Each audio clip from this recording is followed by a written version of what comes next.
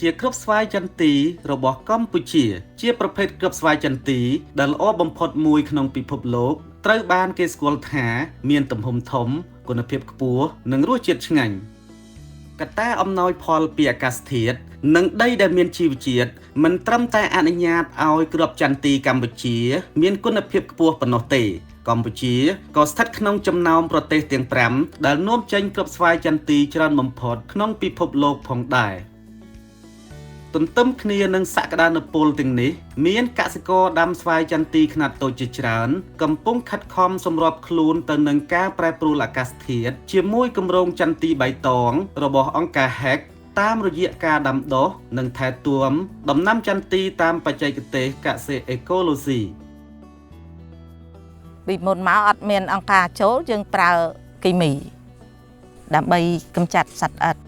ដល់ពេលរួចទៅយើងទូទាត់ទៅវាអត់សូវបានចំណេញច្រើនដោយសារថ្នាំវាថ្លៃដល់ពេលបានអង្គការចូលមកគាត់មានបច្ចេកទេសគាត់ឲ្យយើងប្រើធម្មជាតិដូចជាកូប៉ូដាមិកហើយនឹងឲ្យបាញ់ស្រាយសមុទ្រដល់ពេលនេះយើងអត់សូវមានបញ្ហាប៉ះពាល់ដល់សុខភាពហើយយើងមានចំណេះដឹងបានគាត់បង្ហាត់បង្រៀនបានចំណេះដឹងហើយយកមកធ្វើខ្លួនយើងដើម្បីឲ្យយើងកាត់បន្ថយថវិកាទិញគីមី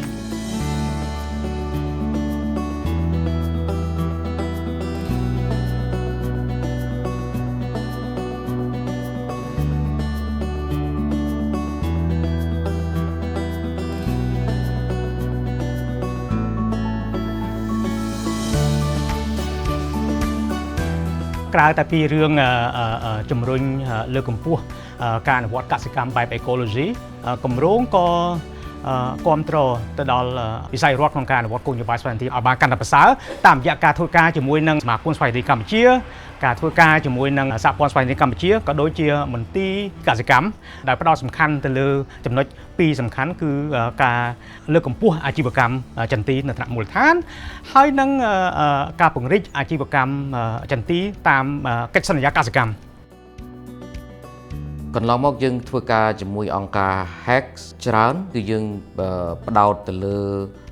កសិករដើម្បីឲ្យគាត់អាចសម្របខ្លួនទៅនឹងការប្រែប្រួលអាកាសធាតុយើងក៏ធ្វើការជាមួយនឹងអ្នកទិញ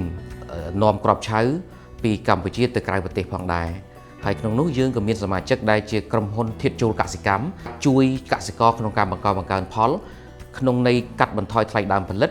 បង្កើនទិន្នផលរបស់កសិករយើងហើយយើងរកទីផ្សារជូនកសិករទៀតគឺមានន័យថាយើងមានដៃគូរបស់យើងដែលជាពាណិជ្ជករដែលអ្នកនាំចេញគ្រាប់ស្វាយចន្ទីអញ្ចឹងយើងត្រូវធ្វើការជុំគ្នាភាគីទាំង4ពាក់ព័ន្ធហ្នឹង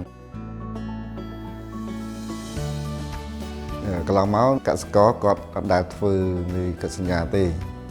បាទទីលក់គឺគាត់លក់ចោះចាមាត់ណាបាទអញ្ចឹងវាអត់មានកម្លាភាពគម្រោងចន្ទីបៃតងនេះយើងបានសហការជាមួយវិទ្យាកសិកម្មយើងបានរៀបចំធ្វើកិច្ចសន្យាយើងឃើញតែជោគជ័យ2ឆ្នាំនេះបាទវាធ្វើឲ្យមានសមត្ថភាពនៃបរិមាណផលហើយធ្វើឲ្យសមត្ថភាពនៃតម្លៃទីផ្សារគាត់ដឹងទីផ្សារនៅណាមានចំនួនប៉ុន្មានដែលគេត្រូវការទិញហើយគាត់ដឹងតម្លៃមុនទៀតកន្លងមក2ឆ្នាំនេះគឺគាត់មានលុយគ្រប់គ្រាន់ក្នុងការទិញប្រមូលទិញពីសមាជិករបស់គាត់ភាសាក្រុមហ៊ុនឲ្យលុយនៃ 30% នៃបរិមាណផលដែលបានចុះក្នុងត្រាជាមួយគ្នាលទ្ធផលសំខាន់មួយទៀតដែលយើងអង្កេតឃើញហ្នឹងគឺថាតាមរយៈការជួយក្នុងការលើកកម្ពស់ច្រវាក់ផលិតកម្មតម្លៃហ្នឹងតាមរយៈកិច្ចសន្យា